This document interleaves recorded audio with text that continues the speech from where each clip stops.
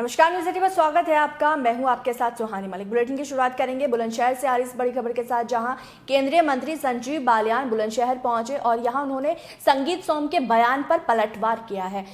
बुलंदशहर से इस वक्त की बड़ी खबर, केंद्रीय मंत्री संजीव बालियान बुलंदशहर पहुंचे और उन्होंने यहाँ संजीव बालियान के दिए गए बयान पर अपनी प्रतिक्रिया दी है, पलटवार किया है। उन्होंने कहा कि सबके अपने विचार हैं, उन्होंने जो बोला उनकी मर्जी। तो बालियान ने बड़ा बयान दिया है। साथ ही साथ उन्होंने घटती खेती और बढ़ते शहरीकरण को लेकर भी चिंता जताई है। केंद्रीय मंत्री संजीव बालियान बुलंदशहर पहुंचे, जहां उन्होंने डेयरी मिल्क टेस्टिंग प्रोडक्ट के कार्यक्रम में शिरकत की। बढ़ते शहरीकरण को लेकर संजीव बालियान ने बड़ा बयान दिया। उन्होंने कहा कि घटती खेती और बढ़ता शहरीकरण मेरे लिए चिंता की बात है। सरकार ने मुझे पशुधन के बारे में सोचने की जिम्मेदारी दी है। और पूर्व विधायक संगीत सोम के बयान, यानी कि हरित प्रदेश बनेगा तो पाकिस्तान बन जाएगा, पश्चिमी क्षेत्र पर संजीव बालियान ने बड़ा बयान दिया। उन्होंने कहा कि लोकतंत्र में सबके अपने विचार होते हैं, उन्होंने जो बोला वो उनकी मर्जी है। सुनाते हैं। दुग्ध उत्पादन की क्या पूरे देश में स्थिति है इसमें? आप ये कह सकते हैं कि ग्रोथ रेट जो मिल्क में है वो 6% से ऊपर है। फिशरी सेक्टर की करीब 8% है। पोल्ट्री सेक्टर की 7% है। देश में किसी भी मंत्रालय की ग्रोथ रेट वो नहीं है जो पशुपालन, डेयरी और फिशरी।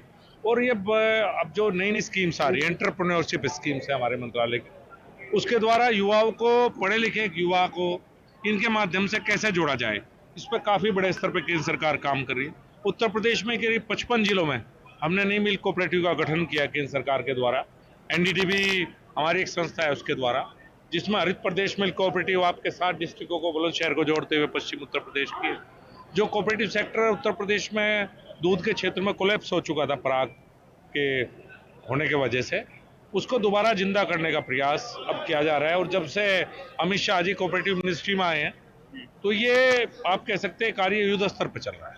ये देखने में आया है सर, ये दुग्ध उत्पादन तो कम हो रहा है और बढ़ रहा है, लेकिन पशुपालन कम हो रहा है। देखिए, आपकी बात से मैं सहमत हूँ, लेकिन साथ के साथ प्रोडक्टिविटी भी बढ़ रही है।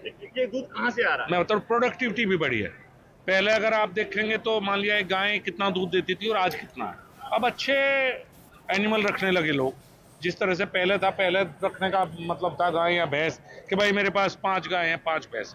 लेकिन अगर आप देखेंगे तो अब इस बात पर रखी जाएंगे कि गाय 15 लीटर दूध दे रही है, 14 लीटर दे रही है। जो नई टेक्नोलॉजी आ रही है, आर्टिफिशियल इंसेमिनेशन का जमाना है, एक ब्यात में हम दूध काफ़ी बढ़ जाता है। तो अच्छे एनिमल रखने लगे लोग, चूंकि अब फीड कॉस्ट भी बढ़ गई है।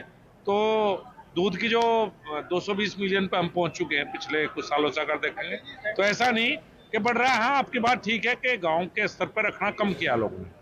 पश्चिमी उत्तर प्रदेश को अलग प्रदेश केंद्र यहाँ में दे पाएंगे? दूध प्रशिक्षण केंद्र यहाँ पर देखिए, आपके बिल्कुल पड़ोस में हापुड़ में गाय का एक बहुत बड़ा रिसर्च सेंटर की अभी मंजूरी दी है केंद्र सरकार के द्वारा। 200 एकड़ जमीन उसके लिए प्रदेश सरकार के द्वारा लॉट की गई है। उसका निर्माण कार्य अगले 2-3 महीने में शुरू हो जाएगा।